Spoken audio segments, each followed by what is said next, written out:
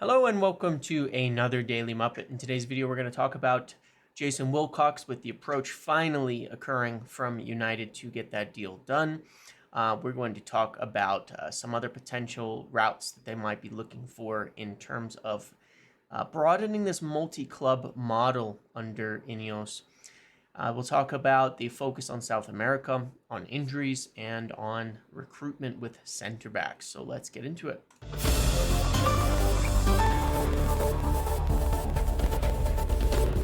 Okay, so first and foremost, Jason Wilcox. Obviously, as the news came out on Monday, United had made an approach for Jason Wilcox to Southampton and had made an offer in order to buy him out of his contract, essentially, and forego any sort of gardening leave or notice period by offering 1 year's salary. They felt that there was a clause in there.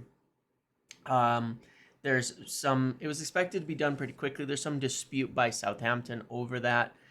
That being said, it's expected to be pretty straightforward at this point in time. He's wants to join United. He's walking away from the position. And there's no reason that they won't be able to wrap this up pretty quickly. It's not like a situation that's going to cost an enormous amount of money like the Dan Ashworth thing with Newcastle. It's probably just a small adjustment to what it would take to pay to kind of smooth things over and get it all done. What's occurred here is kind of what I mentioned prior to the international break, is that during this period they intended to ramp things up with regards to trying to progress on the front of the staff and recruitment side of things, in terms of Dan Ashworth and all of that, and they did so, but continue to run into a bit of a brick wall when it comes to Dan Ashworth and getting him to start before summer. So that's been difficult. And as I said in the video then during the break, that they were starting to look at potentially alternative plans for even the short term. And to some degree, this is part of that alternative plan. Get in Jason Wilcox ideally as soon as possible so that he can have an impact, an immediate effect on summer, and start to really be kind of in charge, I guess I would say, of this summer recruitment from within the club, in alignment with Omar Barada, who he's worked with in the City Group previously. So that seems to be kind of the plan B to making sure that we're doing the right thing this summer. They're really ready to ramp up on recruitment on a lot of the players that they're looking at. There's been a lot of discussion, a lot of meetings, and a lot of things kind of laying out the overall gist and plan of how to approach this summer and what needs to be done kind of across the board in terms of recruitment. So, excuse me. So yes, they're getting, that is definitely a priority. I expect they will sort that out and he will be able to affect this summer positively and start to make a difference, because they are ready to pick things up on the recruitment front and push ahead with a lot of the players that they're looking for to start lining these deals up. They want to be very proactive on all of this. So I expect that'll happen. I'm not particularly worried about that. It would be a huge step forward. I mean, even with just Barada, who's on gardening leave, but obviously has been involved in many ways, and Wilcox, you've got two really professional people who, you have, even though you want more people, that's a solid start to things for what you've got available.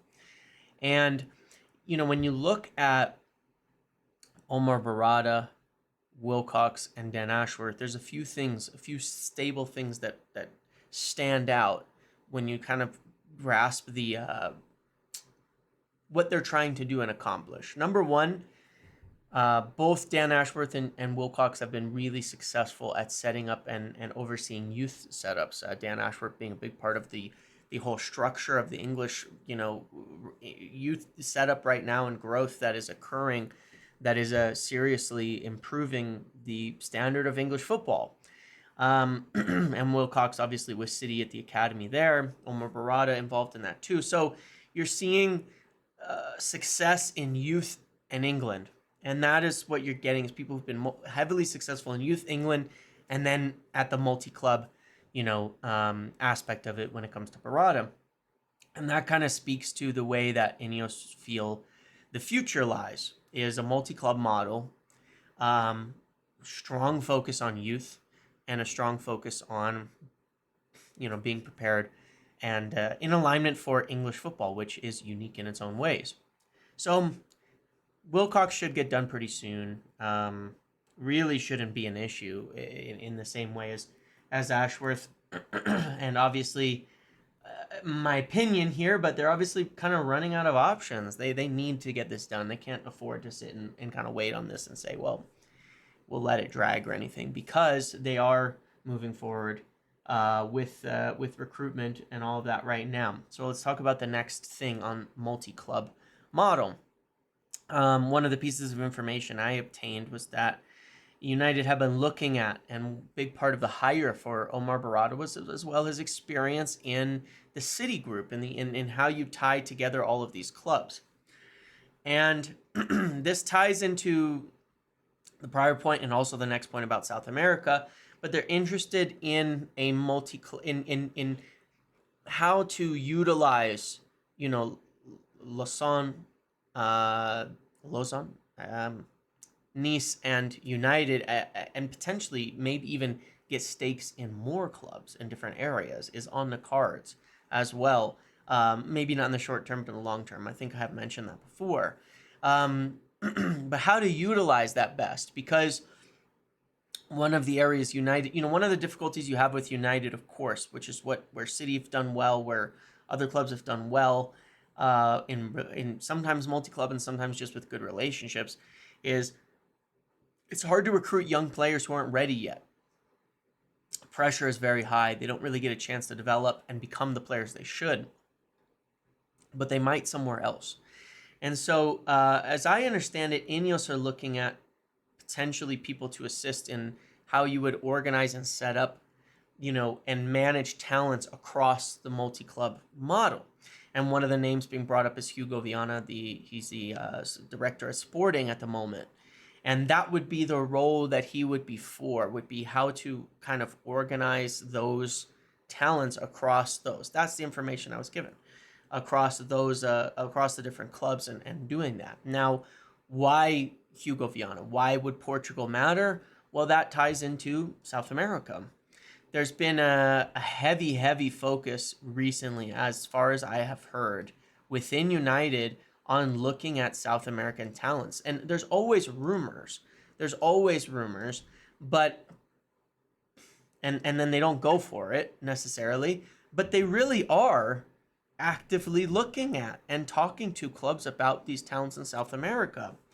And obviously it remains to be seen if they actually can make a purchase or not, if they're in a position where they're ready to be getting them. What's the problems you have, of course, with South America is that because of Brexit, a lot of times with the younger players, there's work permit issues. It can be harder to bring them over and have them adapt. And maybe it's a competitive market where you have Portugal, especially Benfica, Sporting, and Madrid. Obviously, the Spanish clubs recruit heavily from there and bring in players early on. So it's very competitive. You've got to get them while they're younger, but they can't come to England. So this is why the multi-club model is kind of important. There's been a big focus and a lot of shift in scouting priority to looking into the South American market over the last 6-9 months, a year. And it's something that United want to sort. And I think it's a big focus in alignment with all of this of one of the major areas they could improve upon is of course the whole setup, the whole recruitment, but also, like finding the next Mbappe. Well, that might be from Brazil or Colombia or Uruguay or Argentina. That might be where they are.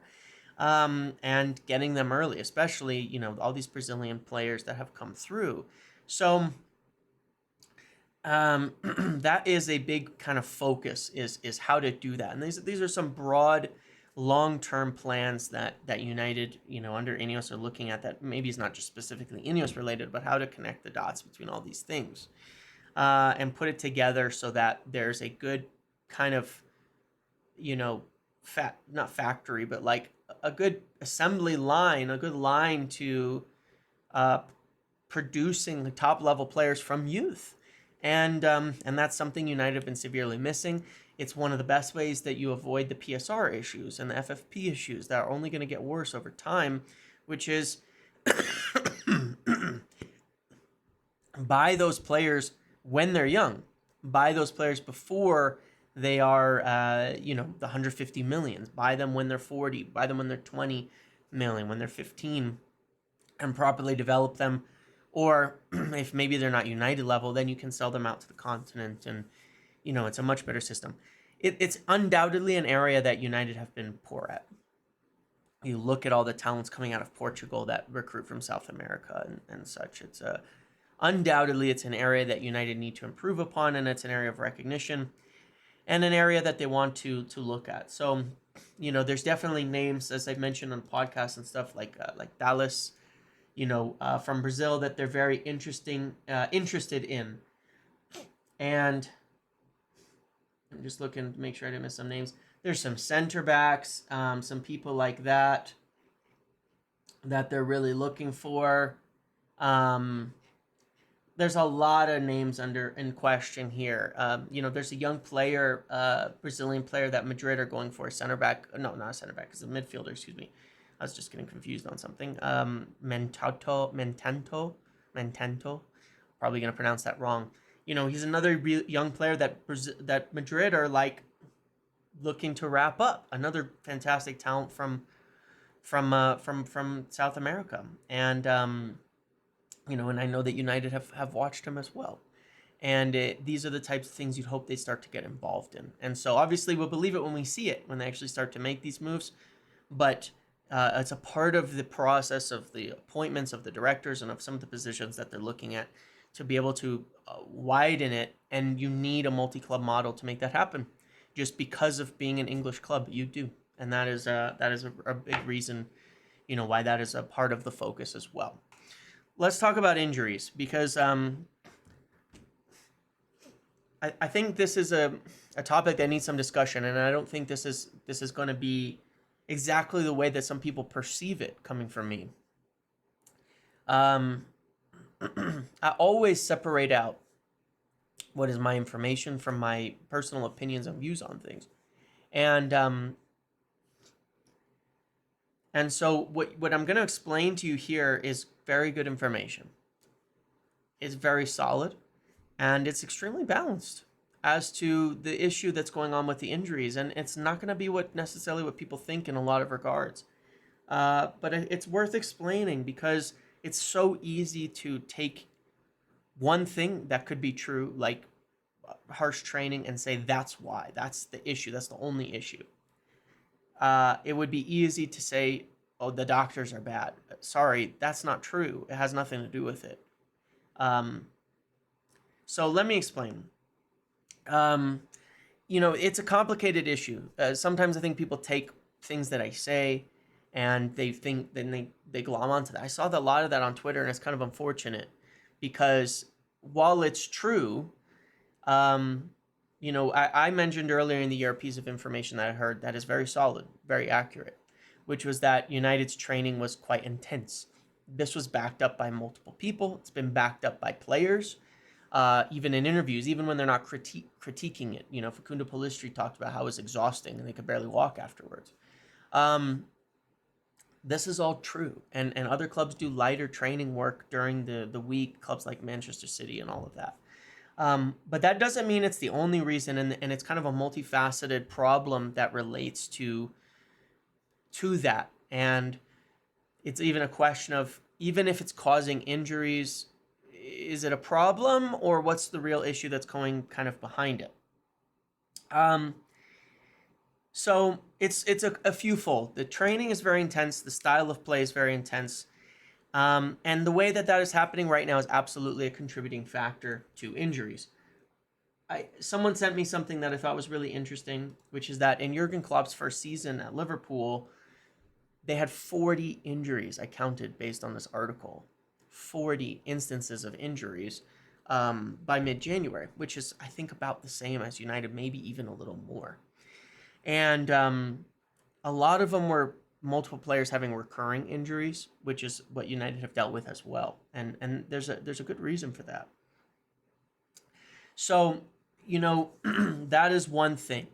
And the unfortunate thing for Ten Hag here is it's happening in the second season and not the first season. Part of what has happened overall, I try to explain this right, but essentially here's the look at things right now. When Ten Hag arrived to the Premier League, definitely underestimated the physicality of the league. The way that he was setting things up in the first season and the first preseason was not sufficient for the physical levels. Now, when I say physicality, I've talked about this before. I think people always think size or speed. That's not all that I mean at all. There's also a level of fitness that goes with that, a level of athleticism. And athleticism is not always size and speed, but endurance, aggression.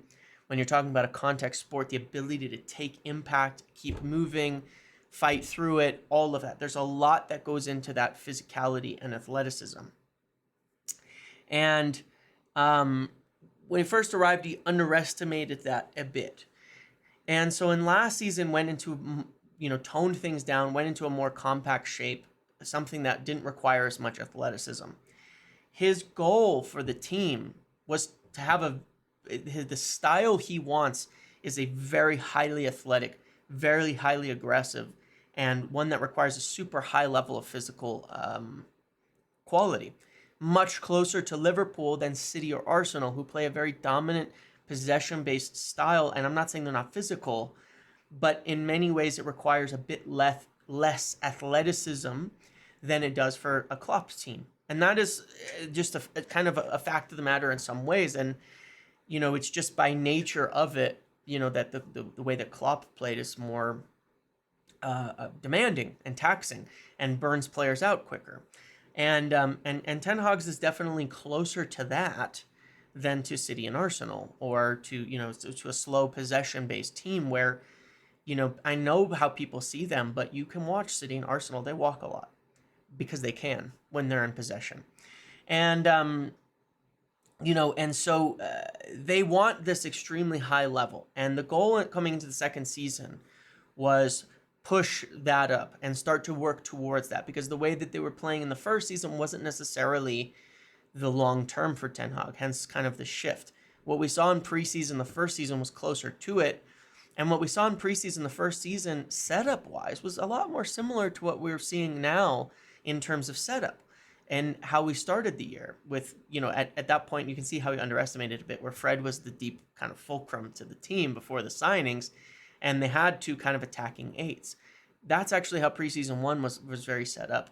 And so there's definitely a, he wanted to progress in this season towards that style more fully. And that required raising the fitness levels. Now, a couple important points. One, Ten Hag absolutely is responsible for the fitness regimens and trainings of the team for the most part.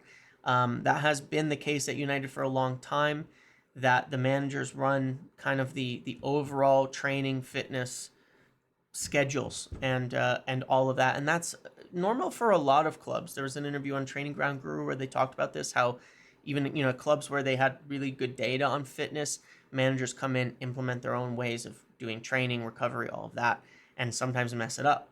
Well, it does happen. The example I gave of Jurgen Klopp is an example of that. He came in and his training regimen caused injuries.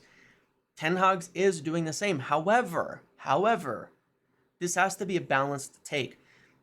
He believes that level of physicality is necessary. He has a way he wants to do things. He has a direction he wants to go, okay? And it's totally up for debate whether that is successful, whether that direction should be pursued, or whether that's the right thing to do. That's fine. Maybe it is, maybe it isn't. But he does have a way of doing it. He's not injuring players on purpose. And he wants to bring the physical levels up to that. If things were better set up within the club from a fitness perspective and run differently, there'd probably be ways, more improvement in the baseline fitness of players. But this is the caveat to the whole thing. This is kind of what comes behind all of this. So underestimate, let's say, the physicality of the league, scale it back, second season, want to push forward to really become, all of that. Ole said the same thing. He wanted to be super robust, and his style was pretty demanding, not as demanding as Ten Hag's is. And then pushing forward in that, tons of injuries start to occur. Now, the reason and what's been essentially determined behind all of that, which is, I believe, totally accurate and is 100% a fair point, is that United's players are not viewed to be good enough at a physical level. That the physical floor of the United team, and for the majority, is not there, is very low. And I mean, there is a native level of physicality and athleticism in the team, in players, and you can't just make everybody the fittest. It's very hard to do that. Liverpool had to dump a lot of players to accomplish that, and recruit a lot of hard runners into their team, and they still have a high focus on physical traits. City have had to even do the same to raise the levels. Arsenal have made a huge focus on getting extremely physical players like Declan Rice and Saliba. I mean, these are some of the most athletic and physical players in the league, right? So it's basically, unfortunately, viewed that United's players, the majority of them, are just not that.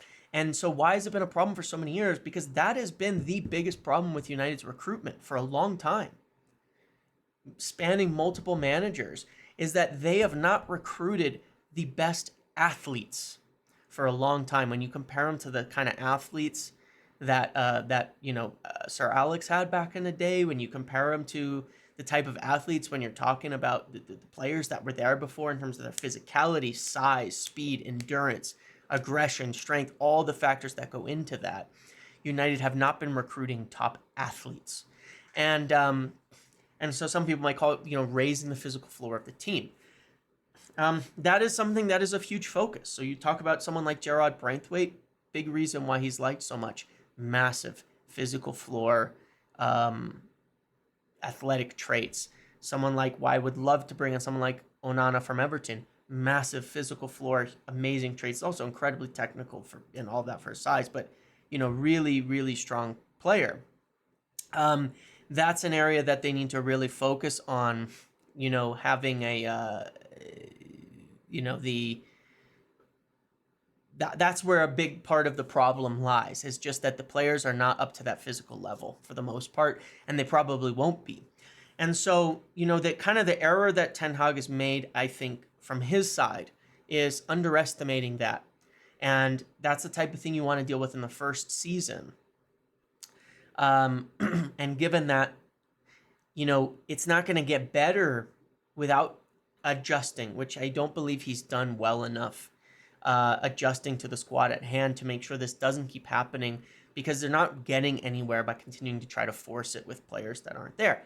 That being said, it's where there's a fair point that he's been dealt a bad hand, in that it's not a team that can meet his demands and the way that he wants to play. And that was always been my concern when Ten Hag came in, less to do with him specifically, but that this team looks nothing like a Ten Hag team. And those demands are higher than at Ajax. So you could say, well, look, you had Anthony and Lissandro at Ajax and they didn't have these problems. Yeah, the training and the physical levels demanded here at United are much higher than that, because the competition is higher. So if he had to do this much to be more physical than the teams in the Eredivisie, he's got to do this much to be more physical than the teams in the Premier League. So players who were fine here before aren't. And the biggest issue is that, as well, that the recruitment during his time, which he's had a big part in, have also underestimated that physicality and athleticism. The players brought in the first season, Eriksen, 100% not up to the task. Casemiro, not up to the task. Malaysia having crazy injuries. What's it called? Lissandro Martinez, obviously, we're seeing having crazy injuries too. And there are concerns about his overall athletic ability, because while he's an amazing center back in possession, he is not the athlete that, you would see from top level defenders long term. And there are some concerns with that relative to the Premier League. Rafael Varane probably was at his peak fitness at Madrid. He was incredibly physical, amazing fast, everything. So that's a real issue. That is a serious issue, and so it's really multifaceted. It's not, yeah, Ten Hag's contribution, training, etc. And the recruitment hasn't solved it so far, which is kind of a problem because, again, you'd want to have this happen in the first season and start to identify it, resolve it, fix it. It's happening in the second season, and we're still miles away from having a team that would be able to do that. So, yeah, it's a big problem. It's a long-standing issue from United, this physical issue. Now, there are a few players who do meet the level. And there's a few players who start every game because they meet that level and because they are capable of doing that physicality. And even if they're not playing that well, it's because they are viewed as the level of athlete necessary to play. It's not because they're a poster boy or they're on a big contract. There's 4 outfield players who've played the most minutes of anybody: Bruno Fernandes, Marcus Rashford, Diogo Dalot, and Alejandro Garnacho. And those are the 4 players that are viewed 100% up to the physical task, and that's why they play every game, because they can do it without complaining. And it's why Scott McTominay is playing a lot of games too, because he is also viewed as an athlete. Ollie made this point because he required athletes in his team too. And you could see that players like Anthony Martial, their body just breaks down. You were seeing it under Ollie, under Ten Hag.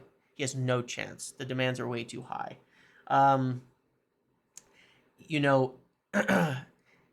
You see it. Luke Shaw struggles with it, and that's why it's his injury record has dipped down again because of his major injury in the past, probably. I think naturally he might be super athletic, but the injury in the past definitely has had an effect on his body long term. But Ollie, when he was talking why he really liked Fred, and he kind of made that argument with Keane in that interview, you know what you're getting. Fred is an athlete. He would run 95 minutes and he could do it week in, week out without complaint. That is an athletic level, even if he's not big, very physical, very athletic. And I think it was a bit of a mistake letting him go for that reason, and not replacing him with one. Mason Mount, we'll see. We will see. Rasmus Højlund will probably be to that level, but he did arrive with the injury. And a lot of assessments were made all the way back in summer and earlier about players. Kabi Mainu obviously coming into the team. We'll see where he stands in terms of the physicality and athleticism. But this is a serious problem for United. This is a serious problem for United. The recruitment on this has been poor for a long, long, long time. So when you say there's been complaints about injuries, complaints about fitness, and complaints about all that for a long time, this is why. The physical, demanding nature of the Premier League means you need better athletes, and United have not recruited with that as a priority for a long time. It has not been the way that they've recruited. It has not been the way that they've formed their team. It's not been the baseline that they've built off of. And, combine that with more demanding style from, training, coaching, manager, all of that. And, it's a bit of a recipe for disaster. So, part of the discussion between Ten Hag, between United's leadership is, do we feel that Ten Hag's way is the way we as a club want to go, which is a closer akin to probably Liverpool, or, it's his own thing, to be clear, it's his own thing.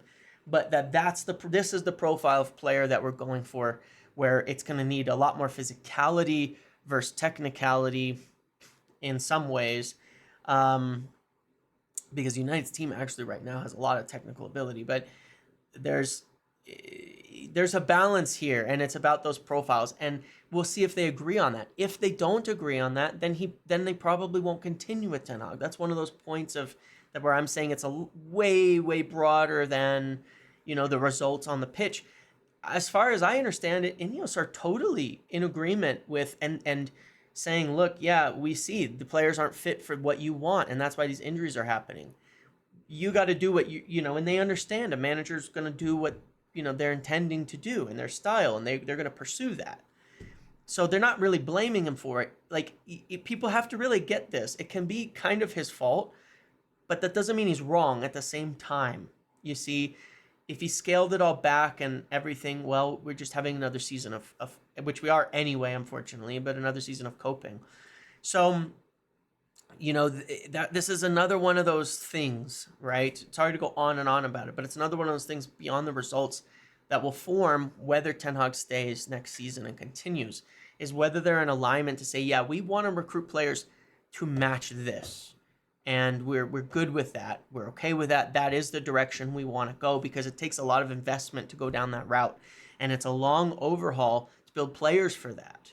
And it may be different to what another manager wants. And so they really have to make that decision properly.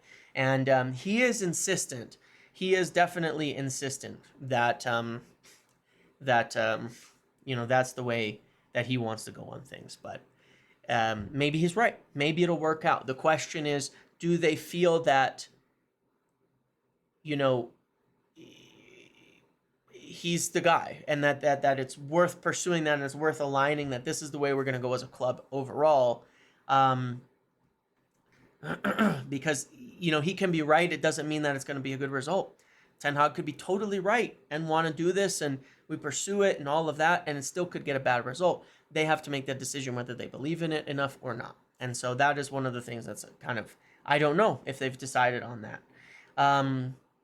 But that's an issue. And that's why, when you look at that front, final point, you wonder why Rashford plays every game. That's why. One of the few players who's up to the demands, even when he's playing poorly like he is this year. One of the few players. Why Bruno plays every game? That's why. One of the few players who can actually meet the physical qualities. Alejandro Garnacho has been playing well, but he had a pretty bad game last time. But he's been really good over the course of the season. Also a player who fits that. Diogo Dalot, same thing. And even McTominay, the same thing. And I didn't count Onana because the goalkeepers is a different story. But that's why. There's no conspiracy. There's nothing else to it. Those are the players, whether they're performing or not, that are felt suitable by Ten Hag and the club from an athletic standpoint and a physicality standpoint to handle it. And they're overplayed. And they're suffering from it in terms of form, in terms of effort on the pitch and all that, because they're exhausted. But you can imagine if all these other players can't even handle it without getting injured, that they're getting through that. And, still making it onto the pitch and putting, 90 to 120 minutes in, week in and week out. It's quite impressive. So, a big part of all of this, and where there's hugely lacking, where it's definitely hugely lacking, because it's mostly forwards, which is kind of a good thing. Højlund, Garnacho, Rashford, these are forwards. That's good that we've got some physical forwards, who are up to the standard of athleticism, and that's what we see that has worked over the last few months in scoring goals, is those forwards. The back line is where it's a disaster, aside from Diogo Dalot. It's a disaster there. And so on the center back front, that's why there's a big focus on overhaul there. As we know, Gerard Braithwaite will be a big target this summer. You could end up with 3 center backs, being signed this year. Varane departs if Lissandro, there's question about injury, and then Maguire or Lindelof, or even Evans, you could end up with 3. And Braithwaite is obviously one. We've spoken about the other names. There's been decent talk of Tosin, and this free agent who's playing at Fulham right now, will be a free agent.